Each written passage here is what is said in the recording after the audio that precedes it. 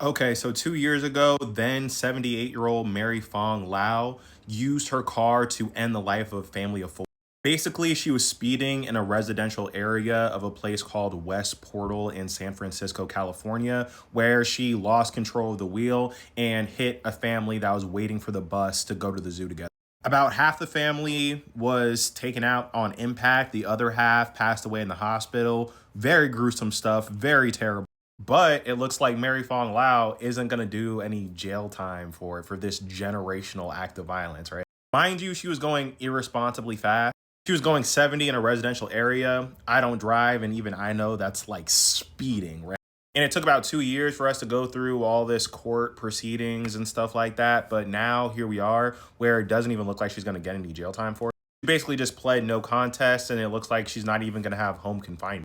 And it's one thing that this irresponsible act ended a young family. Obviously, that's terrible. But this story is kind of evolving for people as a way to hate on rich people and just like the pension state that we live in America. Because check it out, this lady, Mary Fong Lau, ended up moving a lot of her assets out of her name so that the family of the people that she took the lives of couldn't sue her for her money, basically. And all this is while she's claiming, like, yeah, the punishment of knowing that I took this family out is enough. So really, it just kind of points to her not really caring about these younger people who she took off this planet, especially since she's not trying to make it right in any kind of monetary way, which again, younger people might need. I mean, she's incredibly lucky to even have millions of dollars in property in the first place, right?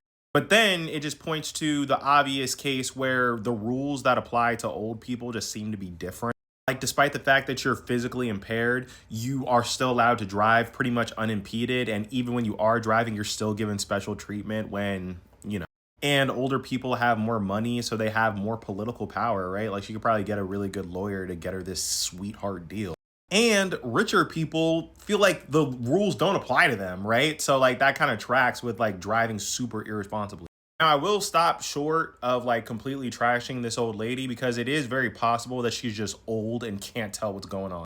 I almost lost my life when my 80-year-old grandma tried to drive me somewhere, rest her soul, right? So I get the fact that some old people just really suck at driving.